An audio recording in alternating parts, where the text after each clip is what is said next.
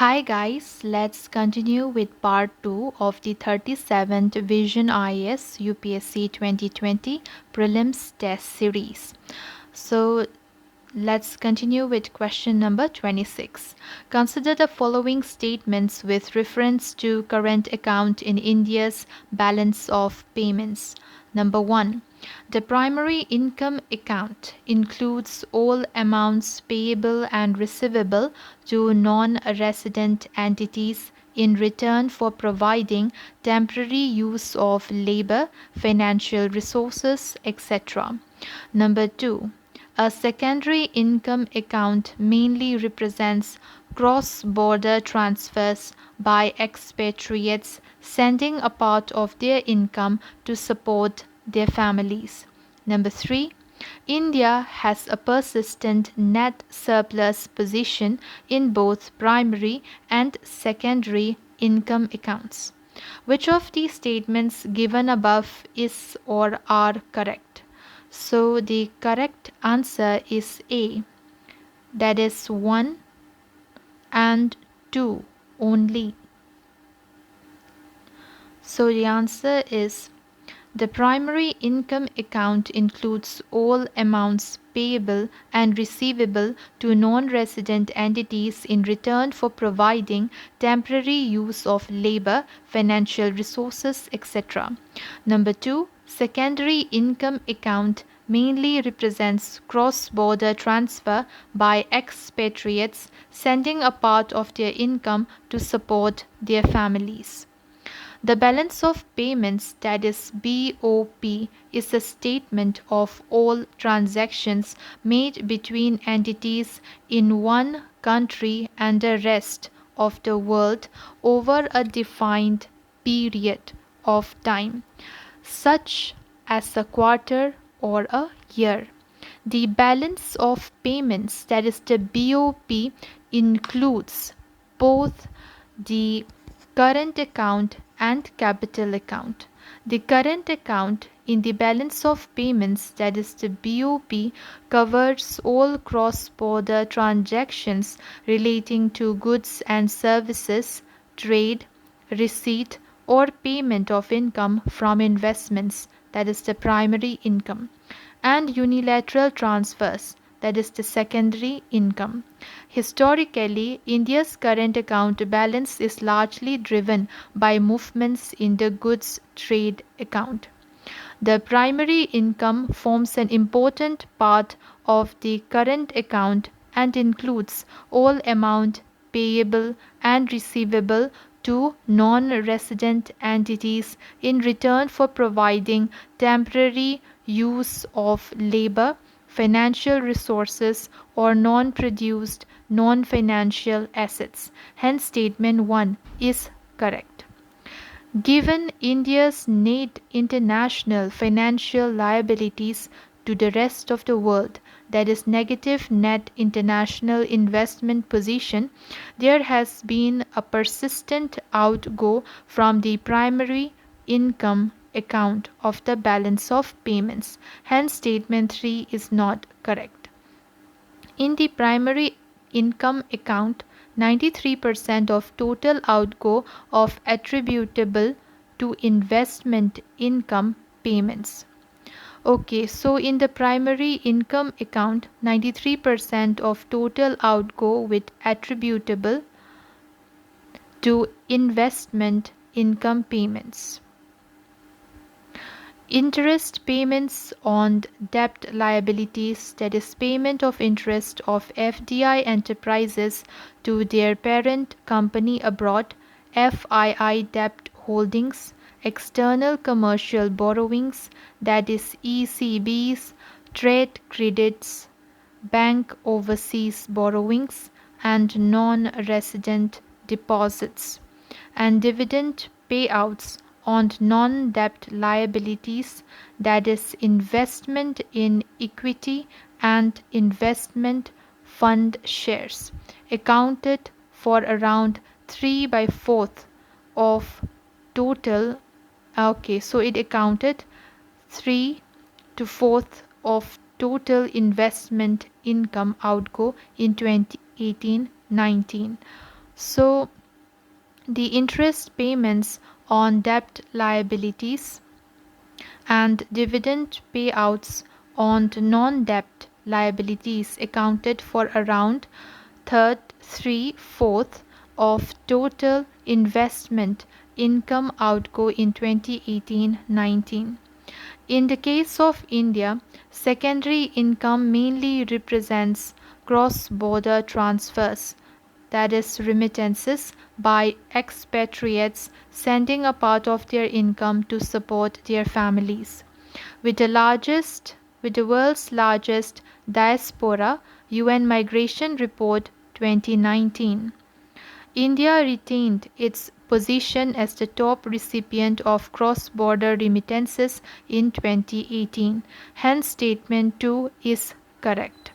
As India's outbound remittances are comparatively minuscule relative to inbound remittances, there has been a persistent net surplus position in secondary income account.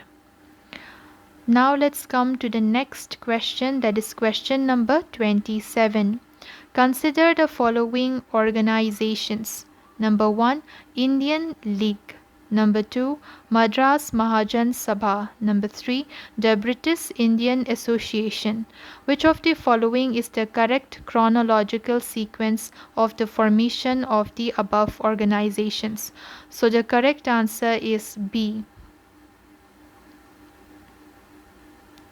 So the correct answer is B. That is 3, 1 and then 2. So the British Indian Association, then Indian League and Madras Mahajan Sabha.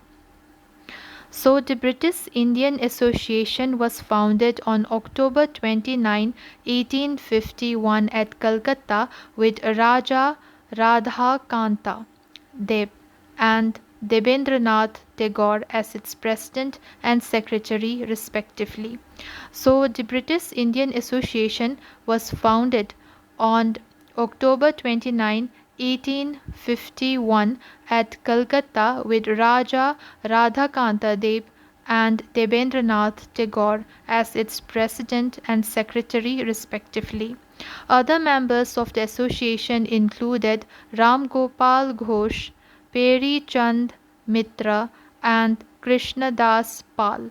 It was created after amalgamating the Landholders Society and the British India Society, which mainly served the interest of the jamindars, that is, the landowners. The Indian League was started in 1875 by Sisir Kumar Ghosh with the object of stimulating the sense of nationalism amongst the people and of encouraging political education.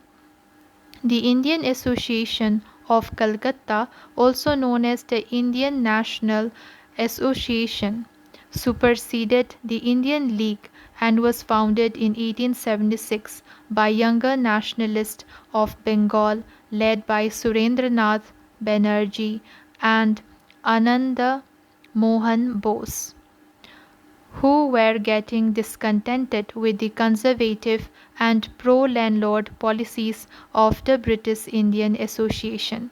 The Indian Association was the most important of pre-Congress associations and aimed to promote by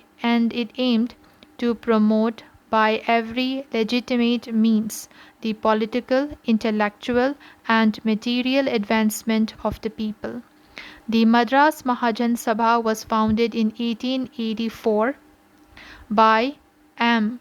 Viraraghavachari. So it was founded by M. Viraraghavachari, B. Subramania Iyer and P. Ananda Charlu. Now let's come to the next question, that is question number 28.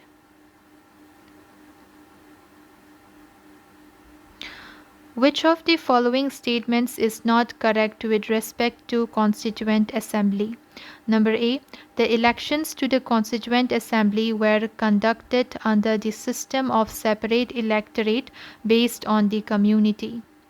Number B. The members from princely states never joined the Constituent Assembly. Number C. Whenever the Constituent Assembly met as the constituent body, it was chaired by Dr. Rajendra Prasad. Number D. After the adoption of Constitution in January 1950, the Constituent Assembly ended its role as a constituent body. So the correct answer is B.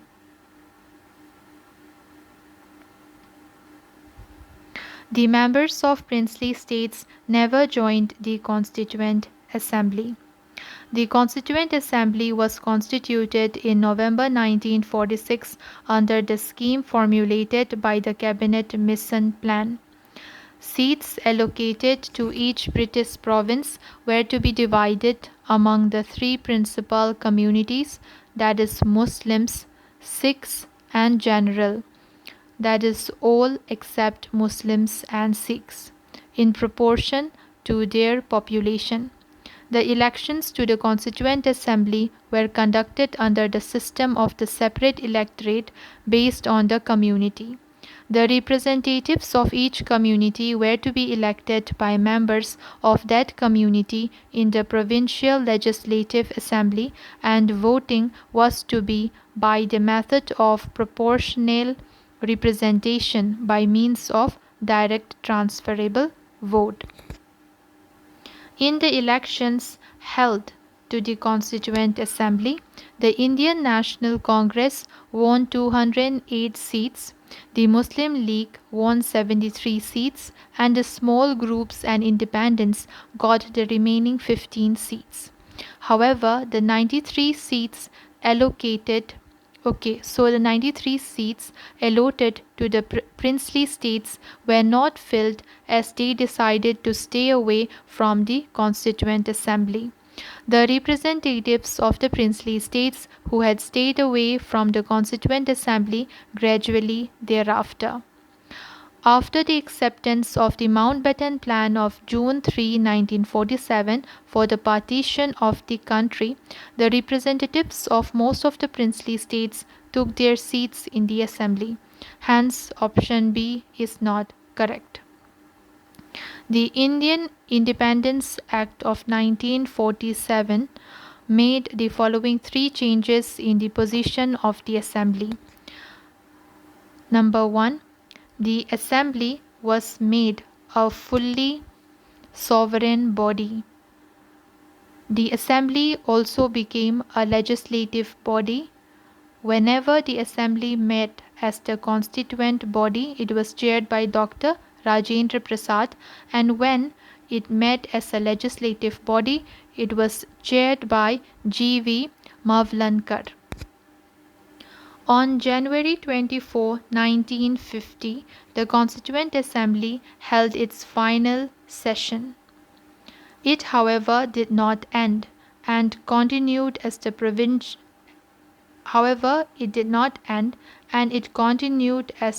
Provisional Parliament of India from January 26, 1950 till the formation of new parliament after the first general elections in 1951-52. Now let's come to the next question, that is question number 29. Climate Adaptation and Resilience for South Asia, that is CARE project, is an initiative of number A.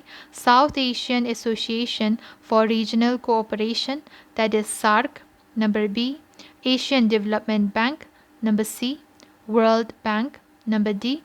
United Nations Environment Programme, that is UNEP. So the correct answer is C, that is World Bank. CARE project was recently approved by the World Bank Board of Executive Directors, approved the CARE project was recently approved by the World Bank Board of Executive Directors, and they approved a 39.5 million US dollar to bolster climate action in South Asia. About climate adaptation and resilience for South Asia, that is the CARE project. The project will build resilience to climate threats and disasters by sharing regional data and knowledge.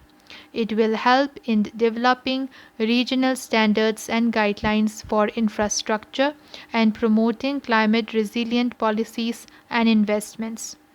The project will help develop a public platform to inform climate planning. So, it will develop a public platform to inform climate planning and investments and fund technology to support resilience in South Asia. It will fund a public domain platform known as a Regional Resilience Data and Analytics Service with information about weather hazards, climate variability, and sector specific data to help policymakers assess climate risk. It will also assess climate impacts in districts across Bangladesh, Nepal, and Pakistan to support agriculture, livestock, water, and transport. The 39.5 million US dollar CARE project includes a $36 million grant from the International Development Association and $3.5 million from the Program for Asia Resilience to Climate Change. CARE will work with two regional organizations, that is, the Regional Integrated Multi-Hazard Early Warning System for Africa and Asia, that is RIMES, and the Asian Disaster Preparedness Center, that is ADPC. Now let's come to question number 30. Consider the following statements regarding the World Bank's International Comparison Program (ICP), often seen in news. Number 1. Under it, the World Bank releases purchasing power parities (PPPs) that adjust for differences in the cost of living across economies of the world. Number 2. The Ministry of Statistics and Program Implementation is the national implementing agency for India for coordinating and implementing national ICP activities. Which of the statements given above is or are correct? So the correct answer is C. So the correct answer is C, that is both 1 and 2. So the World Bank has released new purchasing power parities (PPPs) for the reference year 2017 under the International Comparison Program (ICP) that adjust for differences in the cost of living across economies of the world. Globally, 176 economies participated in the 2017 cycle of ICP. International Comparison Program, that is ICP, is the largest worldwide data collection initiative under the guidance of the UN Statistical Commission (UNSC). Its goal is of producing purchasing power parities (PPPs), which are vital for converting measures of economic activities to be comparable across economies. Along with the PPPs, the ICP also produces price level indices (PLI) and other regionally comparable aggregates of GDP expenditure. The next ICP comparison will be conducted for the reference year 2021. India and the ICP. India has participated in almost all ICP rounds since its inception in 1970. The Ministry of Statistics and Program Implementation is the National Implementing Agency (NIA) for India, which has the responsibility of the planning, coordinating and implementing national ICP activities. India has also been a co-chair of the ICP Governing Board along with Statistics Austria for the ICP 2017 cycle. Now let's come to question number 31. In the context of the launch of satellites, consider the following statements about air-breathing propulsion system. Number 1.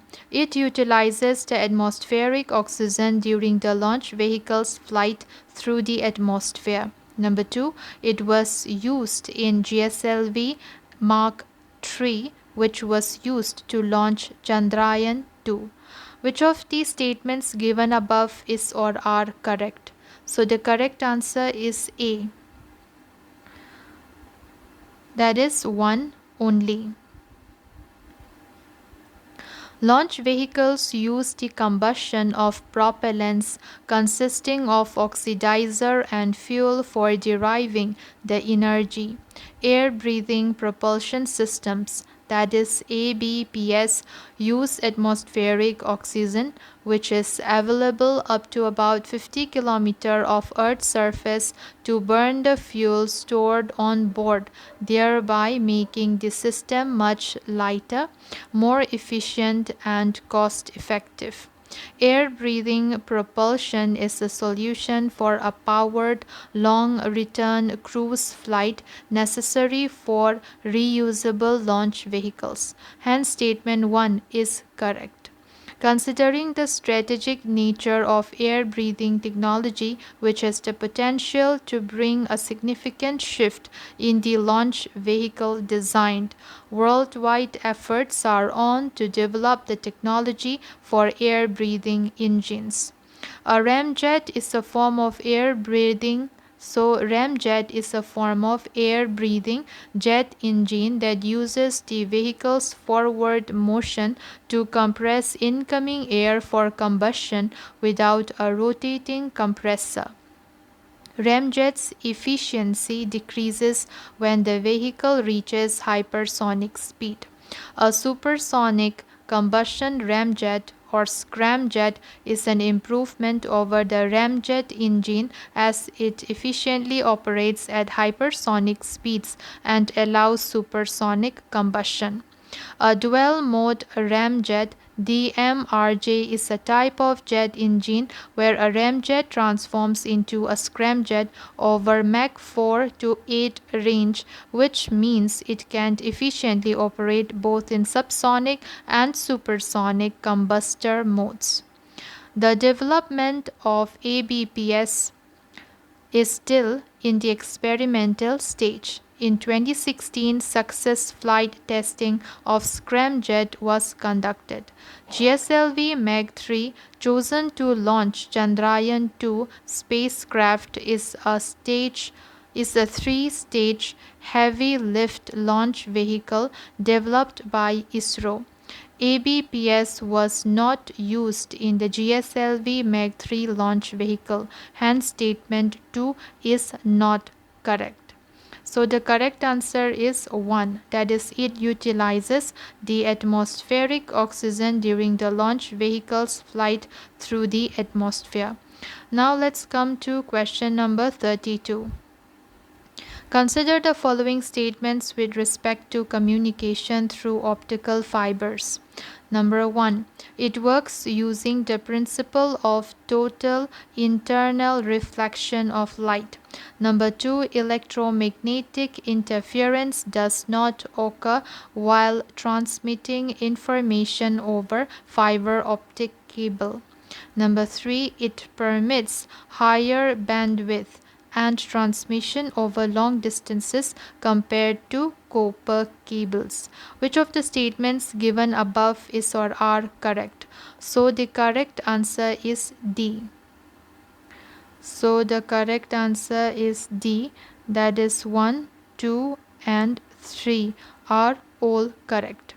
A fiber optic cable is made up of incredibly thin strands of glass or plastic known as optical fibers. One cable can have as few as 2 strands or as many as several hundred. Op- Fiber optic cables carry information between two places using entirely optical light based technology. How fiber optics works. Light travels down a fiber optic cable by bouncing repeatedly off the wall. Each tiny proton, that is the particle of light, bounces down the pipe like a bobsledge going down an ice run. Now you might expect a beam of light traveling in a clear glass pipe simply to leak out of the edges. But if the light hits the glass at a really shallow angle, that is less than 42 degrees, it reflects back in again as though the glass were really a mirror. This phenomenon is called total internal reflection. Hence, statement 1 is correct. The optical fiber is electrically non-conductive, so it does not act as an antenna to pick up electromagnetic signals. Electromagnetic interference thus occurs in coaxial cables since current does cut across the conductor. Fiber optics are immune to these interference since signals are transmitted as light instead of current. Hence, statement 2 is correct. The main advantage of optical fiber communication over electrical cable transmission is its high bandwidth capability, almost 10 GPS, over long distances due to the extremely low loss at the same specific wavelengths. Lightweight copper cable, by contrast, has very high losses at high frequencies. Hence, statement 3 is correct. So, the correct answer are statements 1, 2, and 3. Number 1, it works using the principle of total internal reflection of light. Number 2, electromagnetic interference does not occur while transmitting information over fiber optic cable. Number 3, it permits higher bandwidth and transmission over long distances compared to copper cables. Now let's come to question number 33. Which of the following is or are the major agricultural export commodities in value terms from India during the last 5 years? Number 1, rice basmati. Number 2, pulses. Number 3, vegetable oils. Number 4, cocoa products. Select the correct answer using the code given below. So the correct answer is A, that is 1 only. A, 1 only, that is rice basmati. India is among the 15 leading exporters of agricultural products in the world. The country has emerged as a significant exporter in certain agriculture items like rice, meat, spices, raw cotton, and sugar. India has developed export competitiveness in certain specialized agriculture products like basmati rice, guar gum, and castor oil. Basmati rice accounts for the highest value of agricultural exports in the last 5 years. Marine products constitute the largest share of exports in agriculture and allied sectors. Other major exports include spices, rice other than basmati, cotton, then sugar, then coffee, etc. Among the agricultural commodities imported by India, vegetable oils account for the highest imports in terms of value in the last 5 years. Other major imports include pulses, fresh fruits, cashew nut, cocoa products, etc. Hence, option A is correct. As per the present FDI policy, 100% FDI is allowed in the following activities of agriculture through automatic route. Number 1, floriculture, horticulture, apiculture, and cultivation of vegetables and mushrooms under controlled conditions. Number 2, development and production of seeds and planting material. Number 3, animal husbandry, including breeding of dogs, pisciculture, aquaculture under controlled conditions. And number 4, services related to agro and allied sectors. Number 5, 100% FDI is also permitted in the plantation sector, namely tea plantations, coffee plantations, rubber plantations, cardamom plantations, palm oil plantations, and olive oil tree plantations through automatic route. So for question number 33, the answer is basmati rice. Question number 34. In the run-up to the first roundtable conference, which of the following was or were demanded in the Delhi Manifesto of 1929? Number 1, the formulation of a constitution for the implementation of the dominion status at a roundtable conference. Number 2, there should be a general amnesty for political prisoners and a policy of conciliation. Number 3, majority representation of the Congress at the roundtable conference. Select the correct answer using the code given below.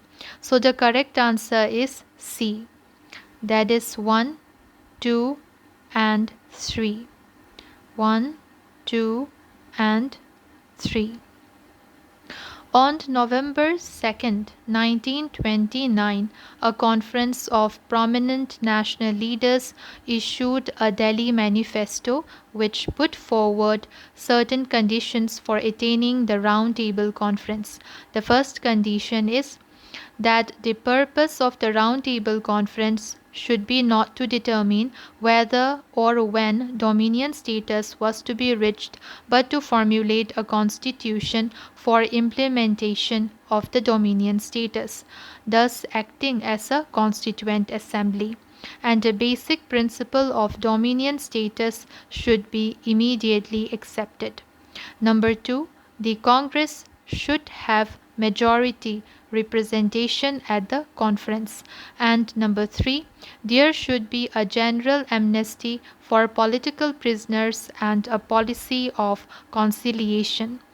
Gandhi, along with Motilal Nehru and other political leaders, met Lord Irwin in December 1929 after the Viceroy had narrowly escaped after a bomb was detonated, meaning to hit the train he was travelling in. They asked the Viceroy for assurance that the purpose of the Roundtable Conference was to draft a constitutional scheme for dominion status. That was not the purpose of the conference, said Irwin. Viceroy Irwin rejected the demands put forward in the Delhi Manifesto. So, all 1, 2, and 3 are correct. The formulation of a constitution for the implementation of the dominion status at a round table conference, which is statement 1. Statement 2 is there should be a general amnesty for political prisoners and a policy of conciliation. And statement 3, majority representations of the Congress at the round table conference. Now let's come to question number 35. Consider the following statements with respect to Global Partnership for Artificial Intelligence, GPI. Number 1, it promotes public-private collaboration for the responsible evolution of artificial intelligence. Number 2, Organization for Economic Cooperation and Development, OECD, hosts the Secretariat of the Partnership. Number 3, India is a founding member of the partnership. Which of the statements given above is or are correct? So the correct answer is D. That is 1, 2, and 3. So the Global Partnership on Artificial Intelligence, GPI is an international and multi-stakeholder initiative to guide the responsible development and use of AI grounded in human rights, inclusion, diversity, innovation, and economic growth. GPA brings together experts from the industry, civil society, governments, and academia to collaborate to promote the responsible evolution of AI. Hence, statement 1 is correct. India recently became the founding member of GPI in June 2020 by launching GPI along with the group of leading countries such as the USA, UK, Germany, etc. Hence, statement 3 is correct. The Organization for Economic Cooperation and Development (OECD) will host the Secretariat of the Global Partnership of AI, that is GPI. Basing its secretariat at the OECD will allow the GPI to create a strong link between international policy development and technical discourse on AI, taking advantage of the OECD's expertise on AI policy. Hence, statement 2 is correct. So, all the statements 1, 2, and 3 are correct. Statement 1, it promotes public private collaboration for the responsible evolution of artificial intelligence. Number 2, OECD hosts the Secretariat of the Partnership. Number 3, India is a founding member of the partnership. Now let's come to question number 36. Monoclonal antibodies play an important role in biochemistry. In this context, consider the following statements with respect to monoclonal antibodies. Number 1. These are antibodies produced artificially through genetic engineering. Number 2. They are used in the treatment of cancer and autoimmune diseases. Which of the statements given above is or are correct? So the correct answer is C. That is both 1 and 2. Monoclonal antibodies are antibodies produced artificially through genetic engineering and related techniques. Monoclonal antibodies are identical immunoglobulins generated from a single B cell clone.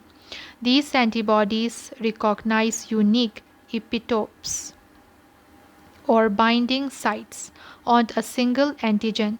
Hence, statement 1 is correct. The antibody response to natural infection or an active immunization, however, is polyclonal. So, the antibody response to natural infection or an active immunization is polyclonal. In other words, it involves many B cells, each of which recognizes a different antigenic determinant, that is, epitope of the immunizing antigen, and secretes a different immunoglobulin. Derivation from a single B cell clones and subsequent targeting of a single epitope is what differentiates monoclonal antibodies from polyclonal antibodies. Given almost any substance, it is possible to produce monoclonal antibodies that specifically bind to that substance. They can then serve to detect or purify that substance. This has become an important tool in biochemistry, molecular biology, and medicine. Monoclonal antibodies are effective treatment for various cancers and autoimmune diseases. Immune checkpoint therapy in cancer has emerged as a potent therapeutic approach. Autoimmune disease control with monoclonal antibodies is highly successful. Hence, statement 2 is correct. So statement 1, these are antibodies produced artificially through genetic engineering is correct. Second statement, they are used in the treatment of cancer and autoimmune diseases is also correct. Now let's come to question number 37. Consider the following statements with reference to incremental in capital output ratio ICOR.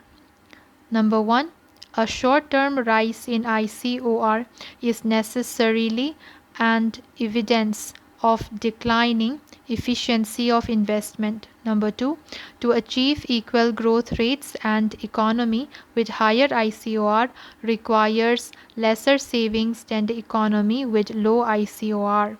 Which of the statements given above is or are not correct? So the answer is C.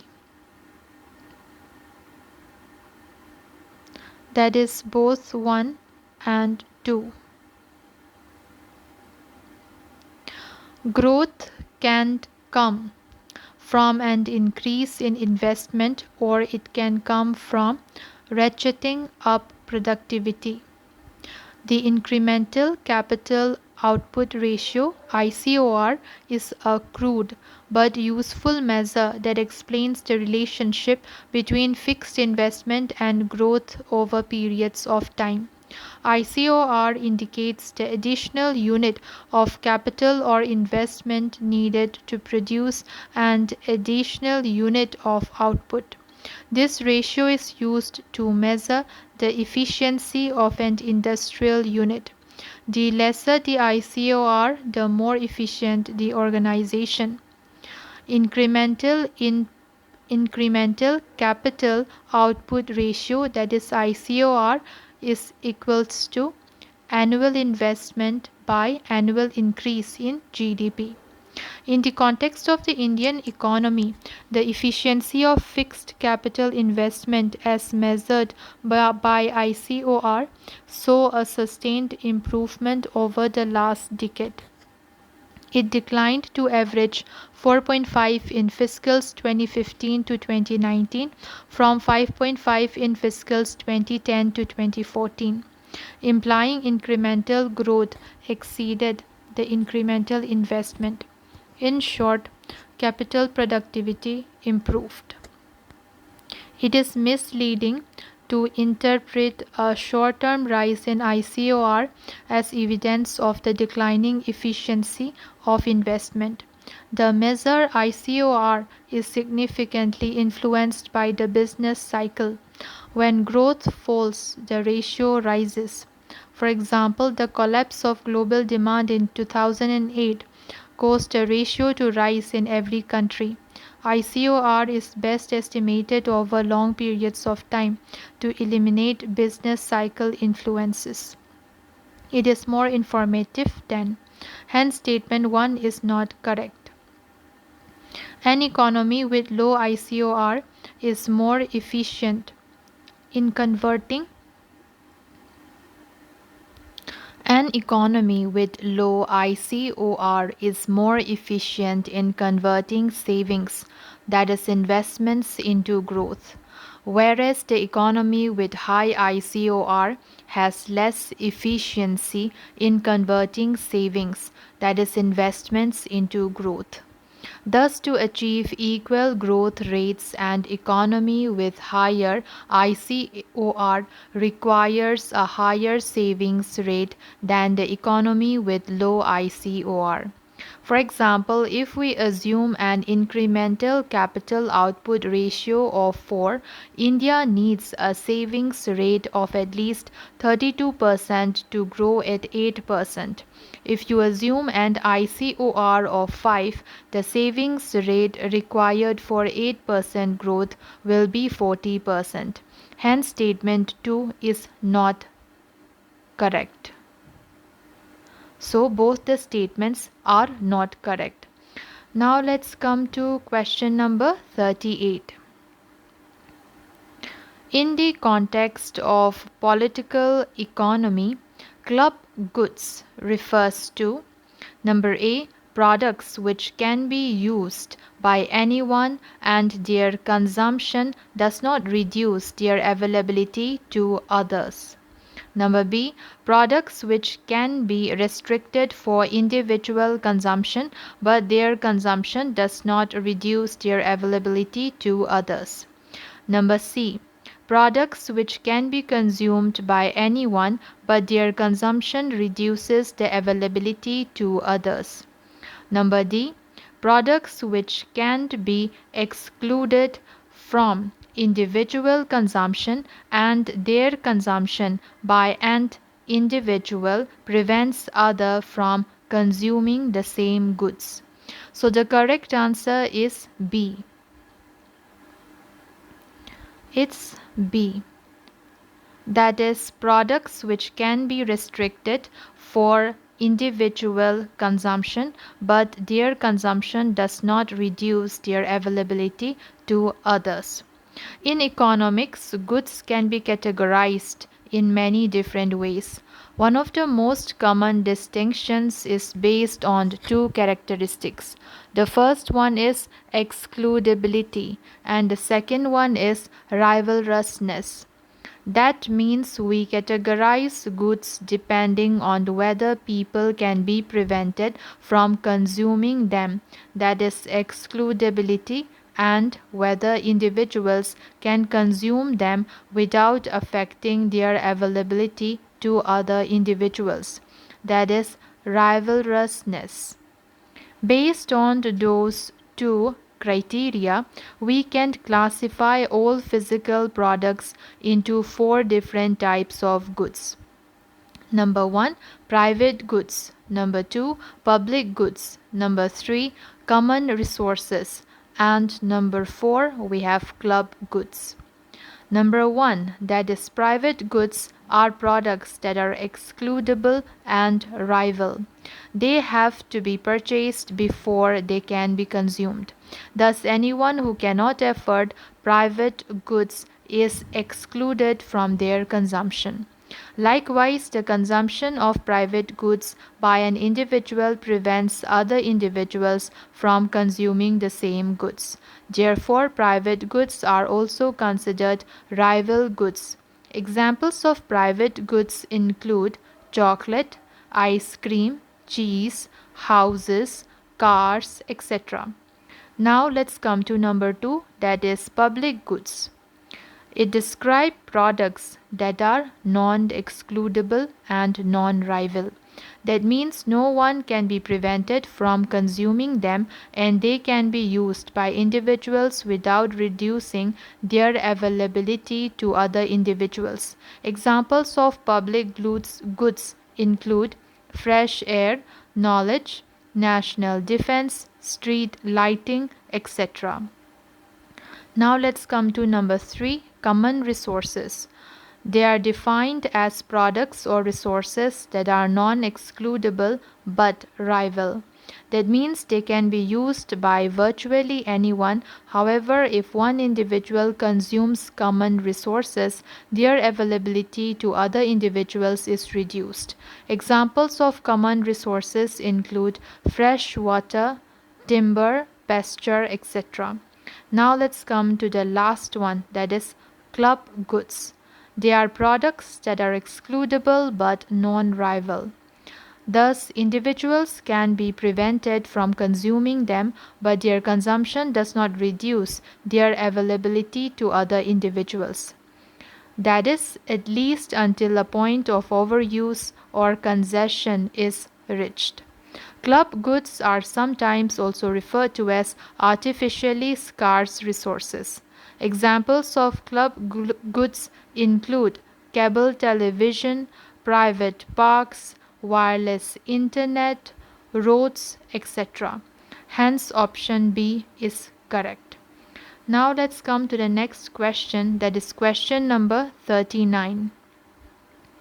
Cairns group, often seen in news, is a group of number A, agricultural exporting nations lobbying for agricultural trade liberalization within WTO.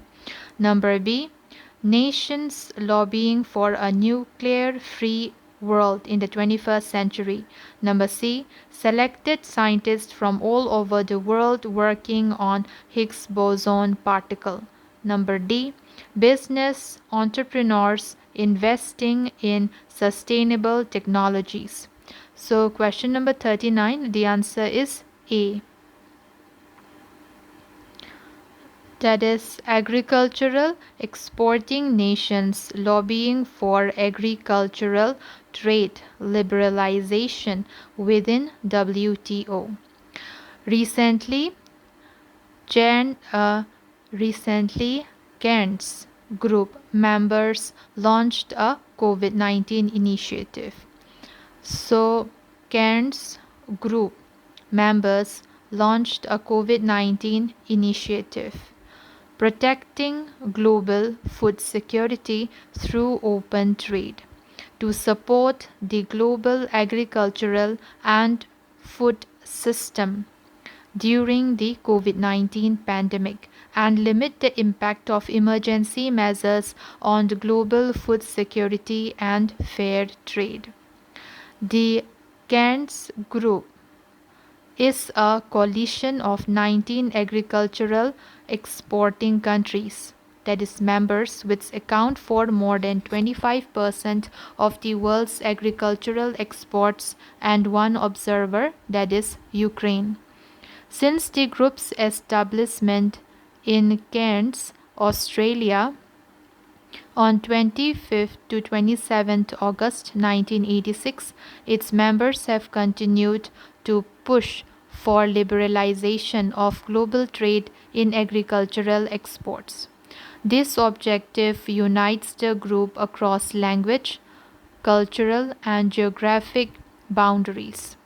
Made up of developed and developing countries from 6 continents, the group is committed to achieving free and fair trade in agriculture that provides real and sustainable benefits for the developing world. Members of the group are Argentina, Australia, Brazil, Canada, Chile, Colombo, Costa Rica, Guatemala, Indonesia, Malaysia, New Zealand, Pakistan, Paraguay, Peru, Philippines, South Africa, Thailand, Uruguay, and Vietnam. And Ukraine is an observer of the group. Now let's come to the next question, that is question number 40. Merchanting trade transaction recently seen in news refers to number A. Transaction between an Indian company and its subsidiary company within India. Number B. A transaction involving shipment of goods from one foreign country to another foreign country through an Indian intermediary. Number C. Transaction made by merchant with the bank using special internet banking facility. Number D. A transaction between an Indian company and its subsidiary company outside India. So the correct answer is B. That is a transaction involving shipment of goods from one foreign country to another foreign country through an Indian intermediary. In an Indian context, a transaction is called merchanting trade transaction when number 1. The supplier of goods will be resident in one foreign country. Number 2. The buyer of goods will be resident in another foreign country. Number 3. The merchant or the intermediary will be resident in India. In simple terms, a merchanting trade transaction is one that involves the shipment of goods from one foreign country to another foreign country involving an Indian intermediary. Hence, it is also called intermediary trade. Hence, option B is the correct answer. For a trade to be specified as merchanting, for a trade to be classified as merchanting trade, following conditions should be classified. The first one is goods acquired should not enter the domestic tariff area of the importing country. And number two, the state of the goods should not undergo any transformation and mean for transport from the country of the supplier to the country of the buyer. Goods involved in the merchanting trade transactions would be the ones that are permitted for exports or imports under the prevailing Foreign Trade Policy (FTP) of India, as on the date of shipment, and all the rules, regulations, and directions applicable to exports, except export declaration form, and imports, except bill of entry, are complied with for the export leg and import leg respectively. Recently, the Gujarat Bands of Authority for Advance Ruling (AAR) has ruled that GST is payable on goods sold to a customer located outside India where goods are shipped directly from the vendor's premises, that is located outside India, to the customer's premises. The AAR verdict means that GST would be levied on MTT where the applicant will receive and order from the customer located outside India, and as per their instruction, the vendor would directly ship the goods to a customer located outside India. Now let's come to the next question, that is question number 41. Consider the following peers, island or region, and the parties to the conflict. The first one is Diego Garcia, the United Kingdom and Mauritius. Number two, Kuril Islands, Japan and China. Number three, Parasal, China and Vietnam Islands. Which of the pairs given above is or are correct? So the correct answer is B, that is 1 and 3.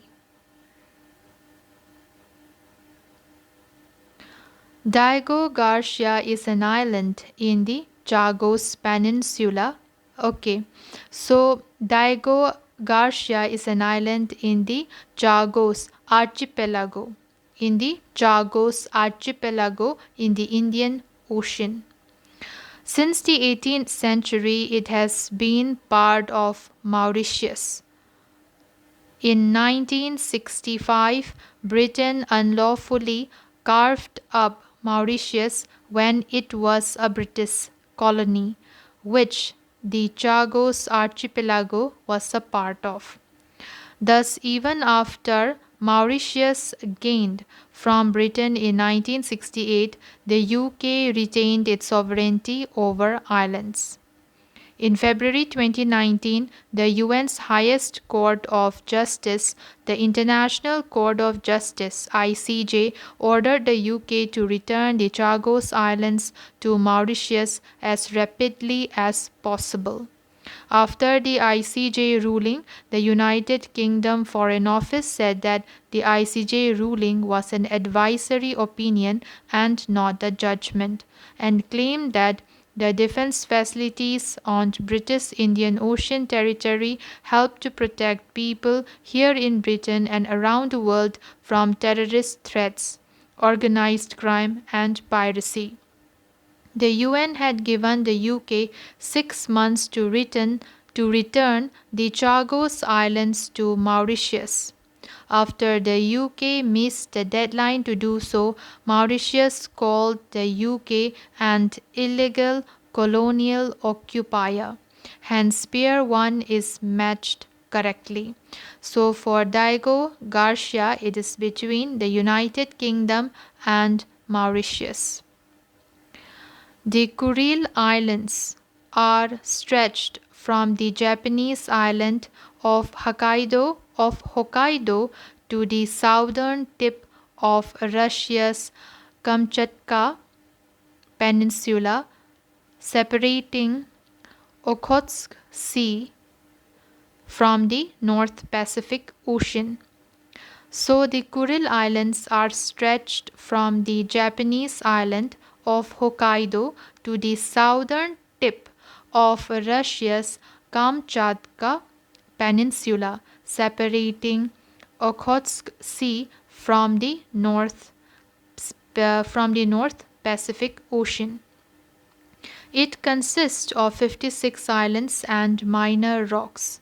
The chain is part of the belt of geologic instability circling the Pacific and contains at least 100 volcanoes, of which 35 are still active and many hot springs. Earthquakes and tidal waves are common phenomena over these islands. Hence, Pier 2 is not correctly matched. The islands are surrounded by rich fishing grounds and are thought to have offshore reserves of oil and gas. Rare rhenium deposits have been found on the Kudryavy volcano on Iturup. Nickel-based superalloys of rhenium are used in the combustion chambers, turbine blades, and exhaust nozzles of jet engines. The Kuril Islands dispute between Japan and Russia is over the sovereignty of the South Kuril Islands. So it should be between Japan and Russia and not Japan and China. The South Kuril Islands comprises Itorofu Island, Kunashiri Island, Sikotan Island, and the Habomai Island. These islands are claimed by Japan but occupied by Russia as the successor state of the Soviet Union. These islands are known as Southern Kurils by Russia, whereas Japan calls them as Northern Territories. The Kurils were originally inhabited by the Ainu people and they were later settled by the Russians and Japanese. Following several waves of exploration in the 17th and 18th centuries, the Ainu or the Ainu, also known as the Izo in the historical Japanese text, are an indigenous people of Japan and Russia. Now let's come to Parasal Islands. It is an archipelago, a collection of 130 islands and coral reefs, and is located in the South China Sea. This is almost equidistant from China and Vietnam. Hence, Pier 3 is correctly matched. So for Parasal, it's between China and Vietnam. Beijing says that references to the Parasal Islands as a part of China's sovereign territory can be found in 14th century writings from the Song dynasty. Vietnam, on the other hand, says that historical texts from at least the 15th century show that the islands were a part of its territory. In January 1974, China and Vietnam fought over their territorial disputes, after which China took over control of the islands. In retaliation, in 1982, Vietnam said it had extended its administrative powers over these islands. In 1999, Taiwan jumped into the fray, laying its claim over the entire archipelago. Since 2012, China, Taiwan, and Vietnam have attempted to reinforce their claims on the territory. They have engaged in the construction of government administrative buildings, tourism, land reclamation initiatives, etc. Countries have also established and expanded military presence on the archipelago. It is one among many islands claimed by China in the South China Sea within the famously called Nine-Dash Line, undefined, vaguely located demarcation line used by China. Now let's come to the next question, that is question number 42. Which of the following factors is or are responsible for river meandering? Number 1, rotation of earth. Number 2, irregular alluvial deposits on bank. Number 3, gentle gradients. Select the correct answer using the code given below. So the correct answer is D. It is D, that is 1, 2 and 3. All the three are correct. A meander is a winding curve or bend in a river. They are typical of the middle and lower course of a river. This is because vertical erosion is replaced by a sideways form of erosion called lateral erosion plus deposition within the floodplain. Meander is not a landform but is only a type of channel pattern. Meanders are formed because of number 1, the propensity of water flowing over very gentle gradients, that is not steep slopes, to work laterally on the banks. Number 2, unconsolidated nature of alluvial deposits making up the banks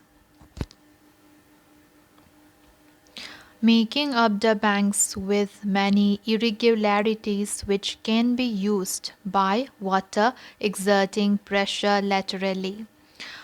Coriolis force. Due to rotation of the earth, acting on the fluid water, deflecting it like it deflects the wind. When the gradient of the channel becomes extremely low, water flows leisurely and starts working laterally. Slight irregularities along the banks slowly get transformed into a small curvature in the banks. The curvature deepens due to deposition on the inside of the curve and erosion along the bank on the outside. If there is no deposition and no erosion or undercutting, the tendency to meander is reduced. Normally, in meanders of large rivers, there is active deposition along the concave bank and undercutting along the convex bank. So, there will be active deposition along the concave bank and undercutting along the convex bank. The concave bank is known as cutoff bank, which shows up as a steep scarp, and the convex bank presents a long, gentle profile. As meanders grow into deep loops, they same way get cut off due to erosion at the inflection points and are left as oxbow lakes. Hence all the options are correct. Now let's come to next question, that is question number 43. Which of the following is an appropriate reason for Mizoram being famously called as the Molasses Basin of India? Number A, its high altitude topography unconsolidated. Okay, so which of the following is an appropriate reason for Mizoram being famously called as the Molasses Basin of India?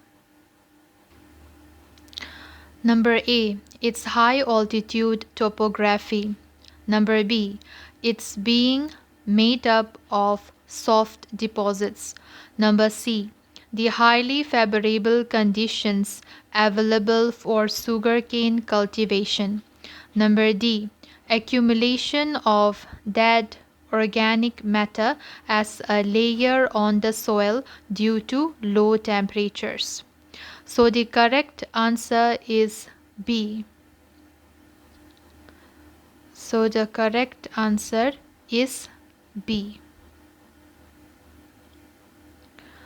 Mizoram is also known as the Molasses Basin because it is made up of unconsolidated deposits. Because it is made up of unconsolidated deposits. Molasses Basin. In geology, the name Molasses Basin is used in a general sense for a cenourogenic that is formed contemporaneously with the erosion. Okay, so it is used in a general sense for a cenourogenic foreland basin of the type north of the Alps.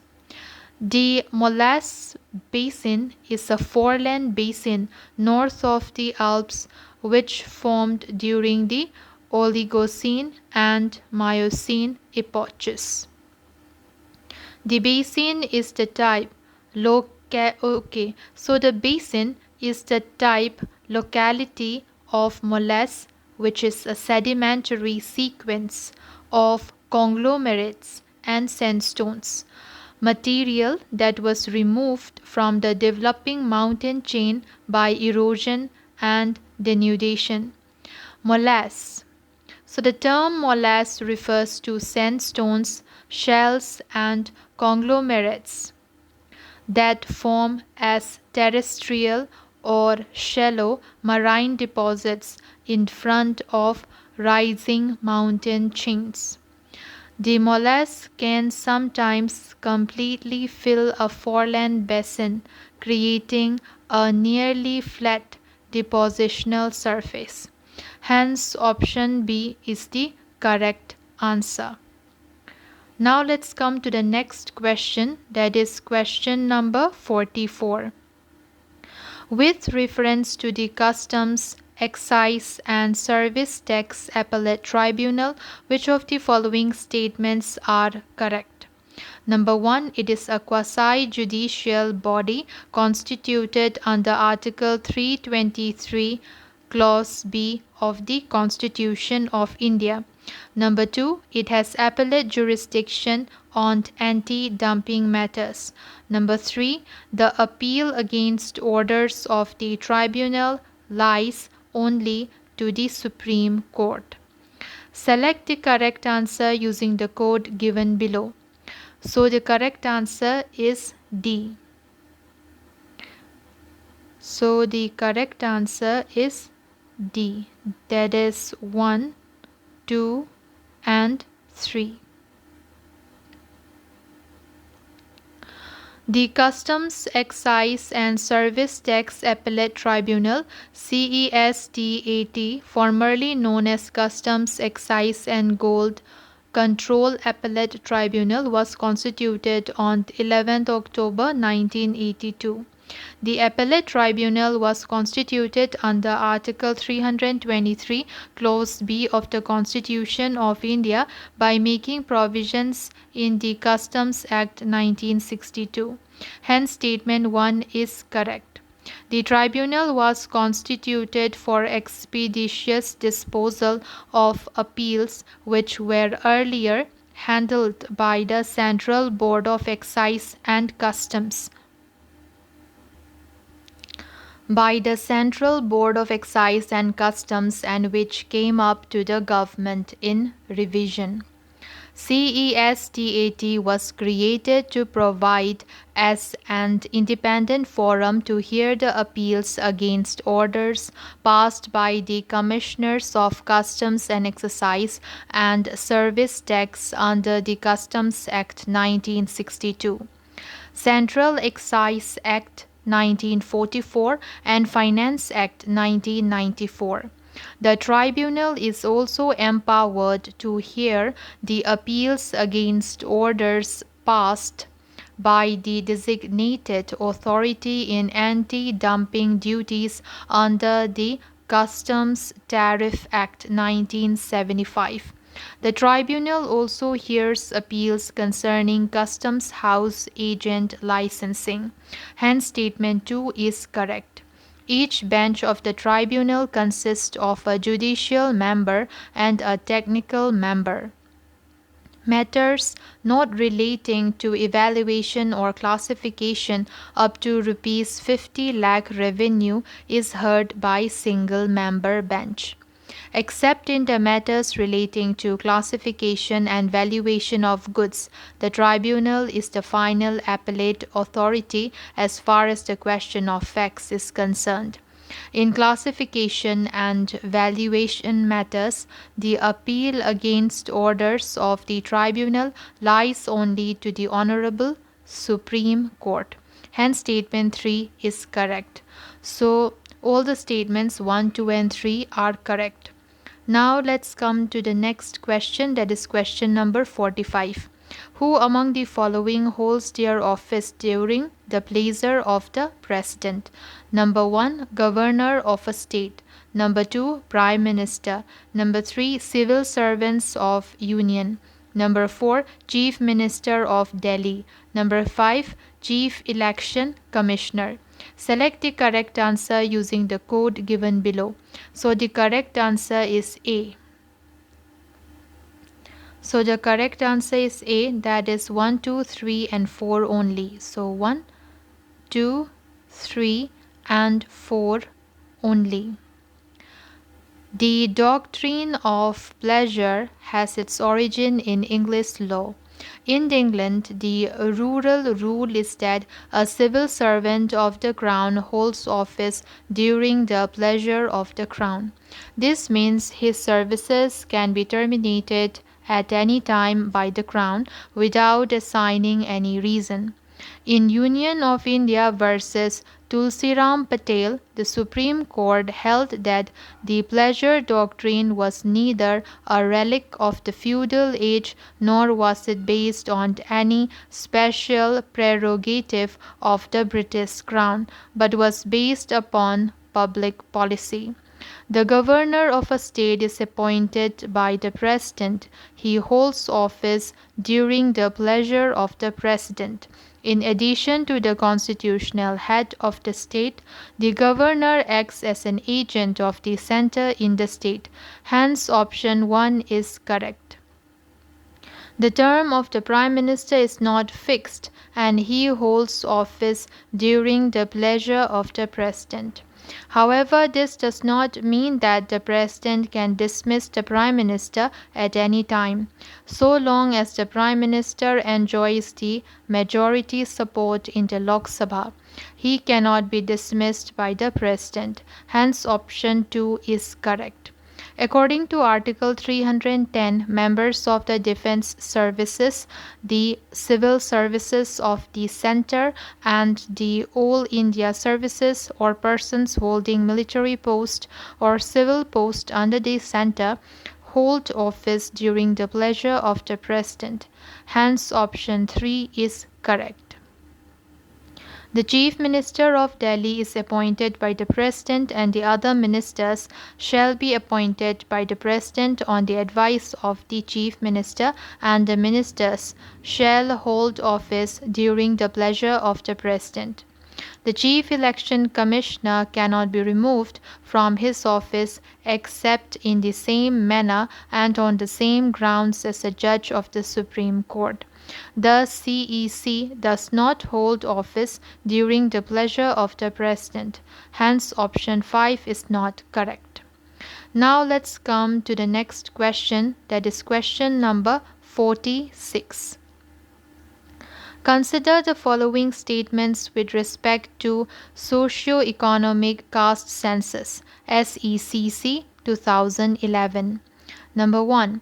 The responsibility of the overall coordination of conducting SECC was entrusted to the Census Commissioner of India. Number 2, it was the first paperless census in India.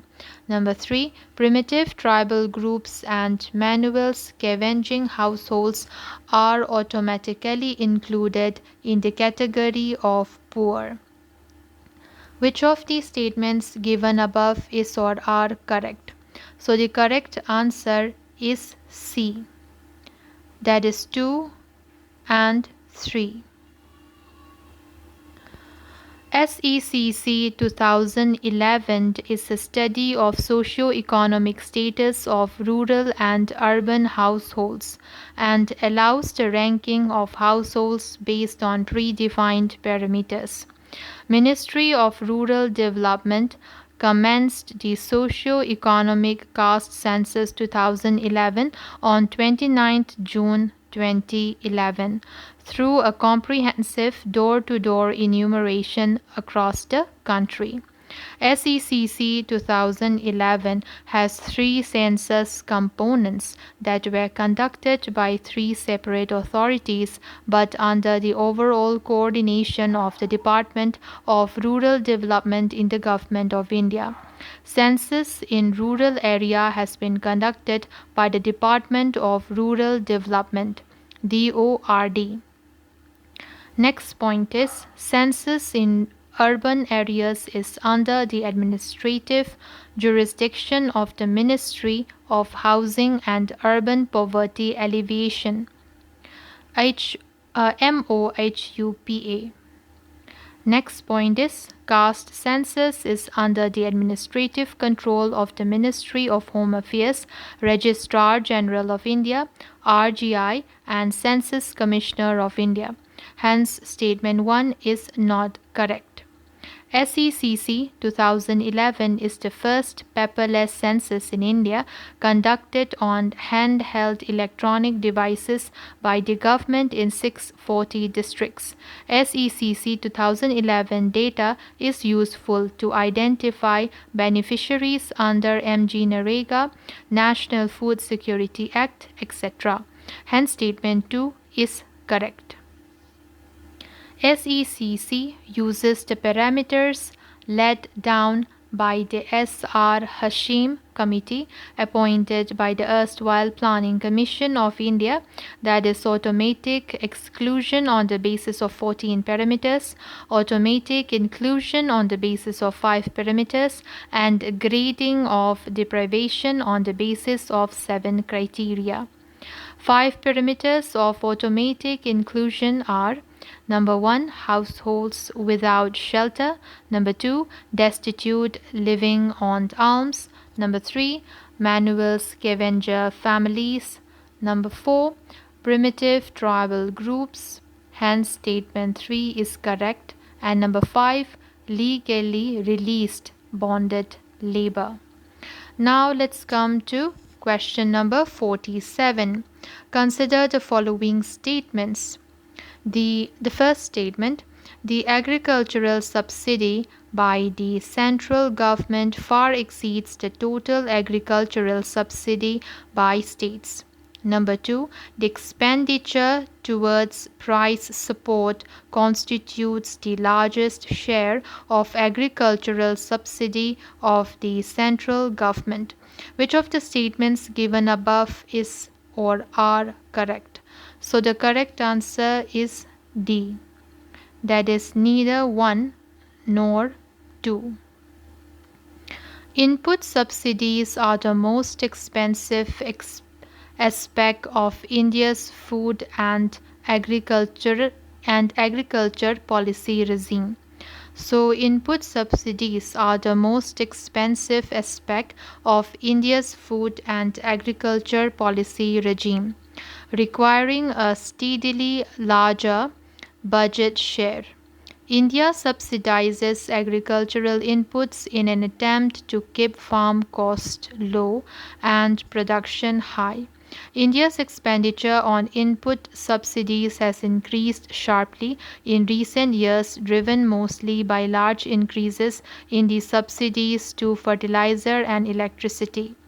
Drawing on the most recent estimates, not always for the same years, annual central government subsidies to farmers would be of the order of rupees 120,000 crore as the sum of fertilizer subsidies rupees 70,000 crores.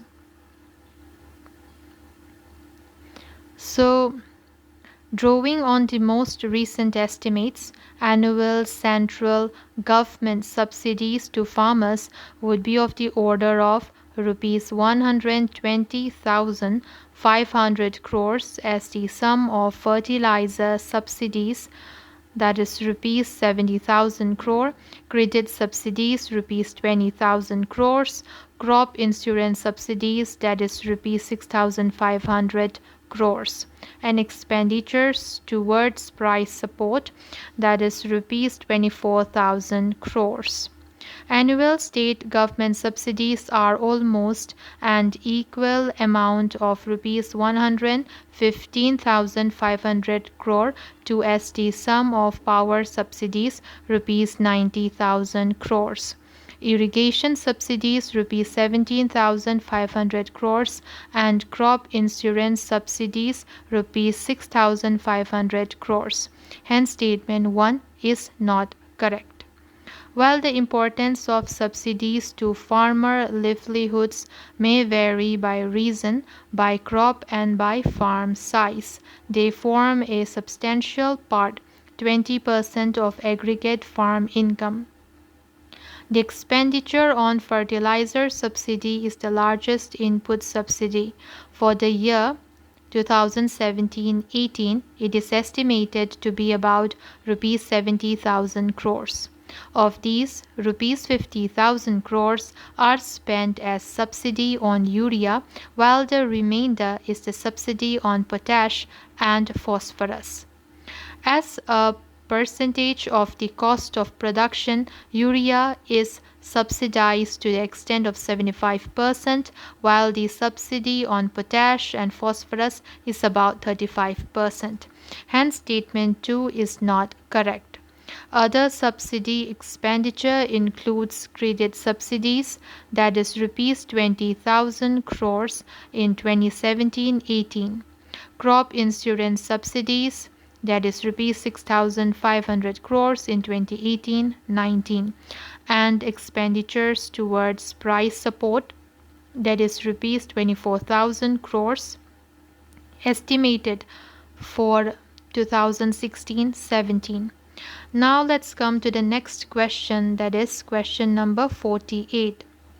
Consider the following statements regarding the annual survey of industries. Number 1. It provides a comprehensive and reliable source of manufacturing sector data with industry-specific details of production. Number 2. It covers both the organized and unorganized manufacturing sector enterprises. Number 3. It is conducted annually by the National Statistical Office. Which of the statements given above are correct? So the correct answer is C. That is 1 and 3. Annual Survey of Industries (ASI) is the principal source of industrial statistics in India, providing information on important characteristics of the registered manufacturing sector. ASI is considered as the most comprehensive and reliable source of organized manufacturing sector data, providing disaggregated. Okay, so ASI is considered as the most comprehensive and reliable source of organized manufacturing sector data, providing disaggregated industry-specific details of production, investment, employment, and cost. It does not cover unorganized or unregistered or informal sector enterprises. Hence, statement 1 is correct and statement 2 is not correct. The ASI extends to the entire country. It covers all factories registered under Section 2M Clause 1 and 2M, Clause 2 of the Factories Act 1948, where the manufacturing process is defined under Section 2, Clause K of the said Act. However, defense establishments, oil storage and distribution depots, departmental units such as railway workshops, government mints, sanitary, water supply, gas storage, etc., are excluded from the purview of the survey. Annual Survey of Industries (ASI) is conducted by the National Statistical Office. The Ministry of Statistics and Program Implementation (MOSPI) passed an order on 23 May 2019 to merge the Central Statistics Office (CSO) and National Sample Survey Office (NSSO) into the National Statistical Office (NSO). National Sample Survey. Okay, so what happens is that the Ministry of Statistics and Program Implementation passed an order on 23 May 2019 to merge the Central Statistics Office (CSO) and National Sample Survey Office (NSSO) into the National Statistics Office, that is NSO. So statement 3 is correct. Now let's come to the next question, that is question number 49. Which of the following reports are published by the World Bank? Number 1, Global Economic Prospects Report. Number 2, Fiscal Monitor Report. Number 3, World Development Report. Number 4, Global Sustainable Developments Report. Select the correct answer using the code given below. So the correct answer is D. So it is D, that is 1 and 3. Global Economic Prospect is a World Bank Group flagship report that examines global economic developments and prospects with a special focus on emerging markets and developing economies. It is issued twice a year in January and June. Recently, June report has been released. The June 2020 Global Economic Prospects describes both the immediate and near-term outlook for the impact of the pandemic and the long-term damage it has dealt with prospects for growth. The baseline forecast envisions a 5.2% contraction in global GDP in 2020. Using market exchange rate weights, the deepest global recession in decades, despite the extraordinary efforts of governments to counter the downturn with fiscal and monetary policy support. Hence, option 1 is correct. The World Development Report (WDR) is an annual report published since 1978 by the International Bank for Reconstruction and Development (IBRD) or World Bank. In the recent, that is the May 2020 report, which is titled World Development Report 2020, Trading for Development in the Age of Global Value Chains (GVCs), that was released, the bank urges that these reforms can help developing countries expand from commodity exports to basic manufacturing while ensuring that economic benefits are shared more widely across society. Hence, option 3 is correct. The Fiscal Monitor is prepared twice a year by the International Monetary Fund's (IMF) Fiscal Affairs Department.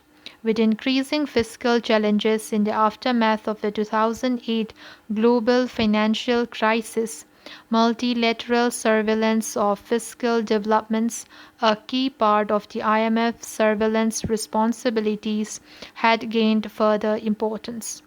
In response, the Fiscal Monitor was launched in 2009 to survey and analyze the latest public finance developments, update fiscal implications of the crisis, and medium-term fiscal projections, and assess policies to put public finances on a sustainable footing. Its projections are based on the same database used for the World Economic Outlook (WEO) and the Global Financial Stability Report (GFSR). Recently, its report came in April 2020. Hence, option 2 is not correct. The Global Sustainable Development Report (GSDR) originated in the Rio Plus 20 outcome when the member states were laying the groundwork for the 2030 Agenda and the Sustainable Development Goals (SDGs). In 2016, member states decided that the report should be produced once every 4 years to inform the quadrennial SDG review deliberations at the General Assembly, and that it would be written by an independent group of scientists appointed by the UN Secretary General. They mandated that the group would consist of 15 experts representing a variety of backgrounds, scientific disciplines, and institutions, ensuring geographical and gender balance. The future is now. Science for Achieving Sustainable Development is the first global sustainable development report in 2019 prepared by the independent group of scientists appointed by the United Nations Secretary General. Hence, option 4 is not correct. Now let's come to next question, that is question number 50. In the context of ancient Indian literature, Kalpasutra is associated with which of the following sects? So the answer is B. That is Vetambara Jains. So it is not Digambara Jains, it's not Mahayana Buddhist, it's not Hinayana Buddhist, but it is Vetambara Jains. The Kalpa Sutra is a canonical text of the Vetambara white-clad Jains written by Acharya Bhadrababu in the 4th century BCE. It is the biographical account of Mahavira and other Tirthankaras or spiritual teachers of the Jainas, generally read and recited by devotees during their 10 days of fasting known in Rajasthan in the month of Bhadrapada, August and September. So that's all guys. See you in my next video. Bye.